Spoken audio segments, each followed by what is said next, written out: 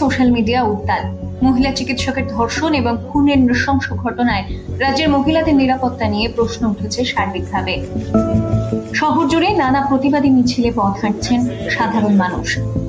ঘটনার প্রতিবাদে সোচ্চার হয়েছেন টলিপাড়ার একাধিক মুখ। পরিচালক বিরসা দাশগুপ্ত সোশ্যাল মিডিয়ায় পোস্ট করে উদ্বেগ প্রকাশ করেছেন।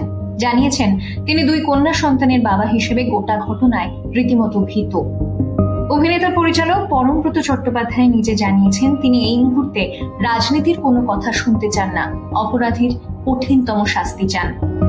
অভিনেতা রাহুল বন্দ্যোপাধ্যায়ও পোস্ট করেছেন আরজিকর কাণ্ডে আন্দোলনরত ছাত্রদের দাবি উল্লেখ করে। মহিলা চিকিৎসকের ধর্ষণ এবং খুনের ঘটনা সামনে আসতেই বিচার চেয়ে পোস্ট করেছেন পরিচালক সৃজিত মুখোপাধ্যায়। প্রতিবাদী নানান পোস্ট লাগাতার নিজের প্রোফাইলে শেয়ার করছেন অভিনেত্রী স্বস্তিকা মুখোপাধ্যায়। ঘটনার সোচ্চার প্রতিবাদে সামিল অভিনেত্রী সুদীপ্তা চক্রবর্তীও।